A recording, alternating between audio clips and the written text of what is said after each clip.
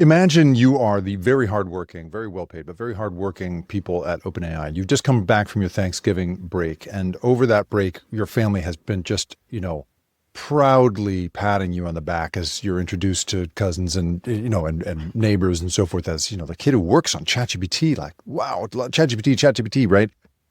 You're buying everybody drinks, you're feeling good, right? And then you come back on Monday, yesterday, and your boss sends out an internal memo entitled Code Red, and you just know that your holidays are toast. That's it. You're not seeing anybody ever again because you got to go back to basics and try and make the core product better. This is what's happening inside OpenAI as it feels increasing pressure from not least Google to, I would argue, make the product not just better, but as addictive as possible.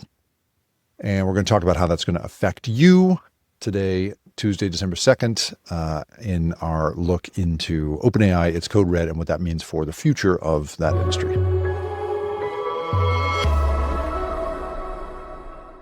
OpenAI is arguably the industry leader in chatbots, right? ChatGPT is now, the equivalent of the verb Google when it comes to AI, right? Let's ChatGPT. This is now the standard issue thing. And when we talk, whenever, even I fall into this, when I talk in code, around about AI in general, I tend to talk about OpenAI. I tend to talk about ChatGPT because they have been the industry leader. Fastest growing software company in the history of software, right? 800 million weekly users for a company that didn't even exist a few years ago is pretty outrageous. And their technology for the vast majority of users is not only adequate, it's pretty miraculous, right? If you're using it to give you advice on your taxes, although I did talk to my accountant the other day and he's very frustrated with people coming to him with ChatGPT ideas about how to do their taxes. But your typical knowledge work task can be, amplified, made more efficient in many cases by this technology. But Gemini is, of course, the new threat for this company. And that's been, I think, a really interesting thing to watch because there is, of course, the enormous. So first of all, let's just nod at the good reporting that the Wall Street Journal is doing here. They're the ones who've made this possible. So Wall Street Journal's Berber Jin evidently saw an internal memo from OpenAI in which Sam Altman told employees yesterday, that the company was declaring a, quote, code red effort to improve the quality of ChatGPT and delaying other products as a result. That's a really important thing to note, according to an internal memo viewed by the Wall Street Journal. Altman said OpenAI had more work to do on the day-to-day experience of its chatbot, including improving personalization features for users. We'll also talk about that, increasing its speed and reliability and allowing it to answer a wider range of questions. So what I think is interesting about this is the degree to which, first of all, a company that has so much investment money, right, and has already talked about potentially spending more than $1 trillion in infrastructure costs in the data centers and so forth that it's going to require. There's a company where when one of its investors on a podcast asked Sam Altman, how are you going to get to profitability when you're talking about spending $1 trillion on this thing, but you really only have, I can't remember what it is, but it's something it's in the teens of billions when it comes to your profitability now, or your revenue now. How are you going to get there? He said, well, if you don't want these stocks, these shares, I'm sure I can find somebody else to buy them. Right? That's pretty defensive. He also said, when asked about, well, how are you going to possibly put enough data centers on the planet without kind of ruining the climate? He said, well, why don't we put them in space? Right? This is the kind of thinking, either highly defensive or utterly fantastical, that we have seen so far. But here, what we're seeing internally is clearly a sense that gravity is taking hold once more. And one of the problems that OpenAI seems to have is, believe it or not, a limit to its resources. So it's saying we're going to, this memo suggests that it's going to basically it's going to delay other products in the short term.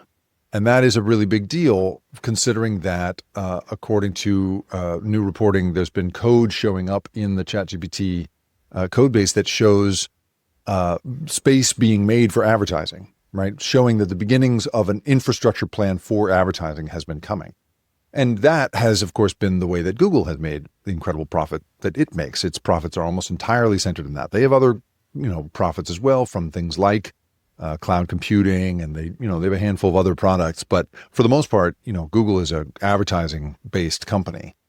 And so why wouldn't you just follow them down that road? Well, clearly, Sam Altman believes that getting this product more deeply into the psyche of human beings rather than trying to make money off them in the short term is a better business strategy.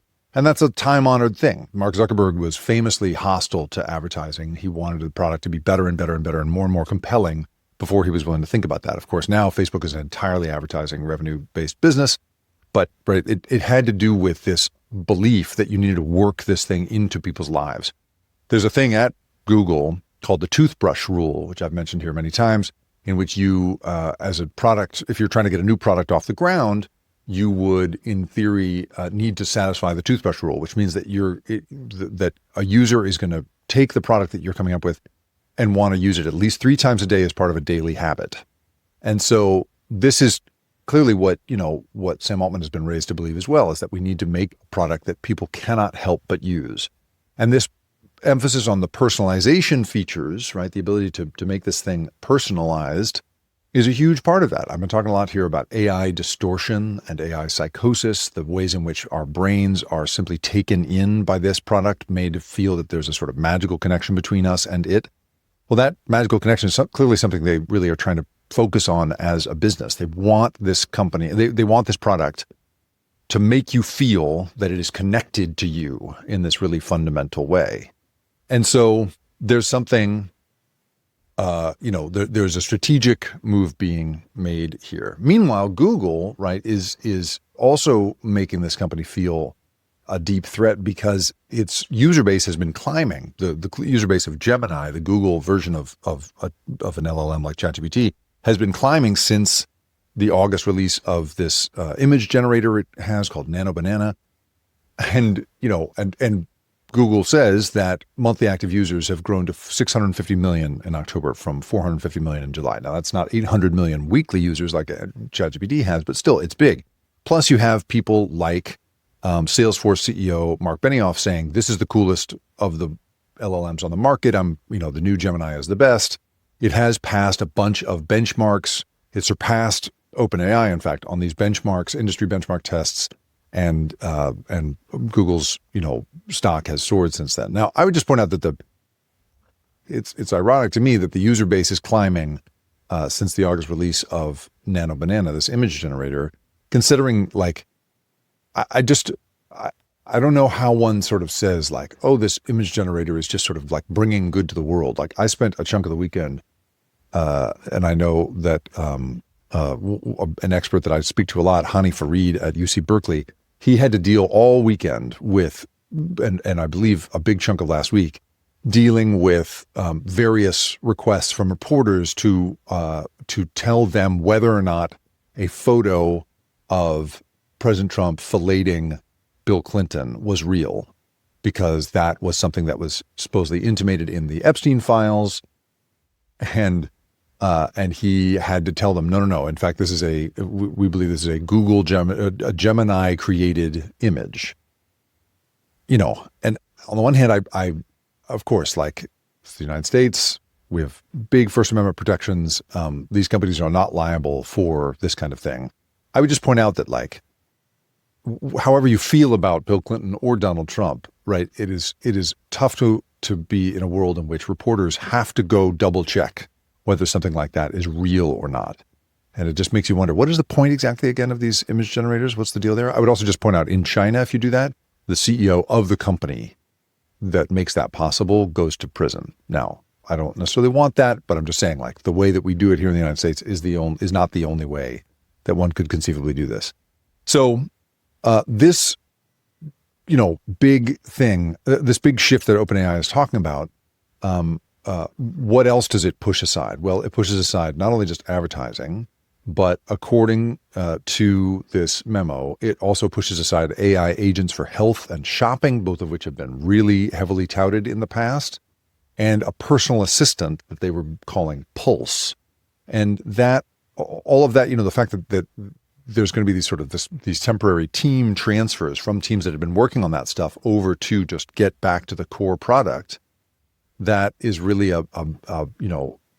clearly they just don't feel it can truly compete unless they can make it far, far more compelling to human beings.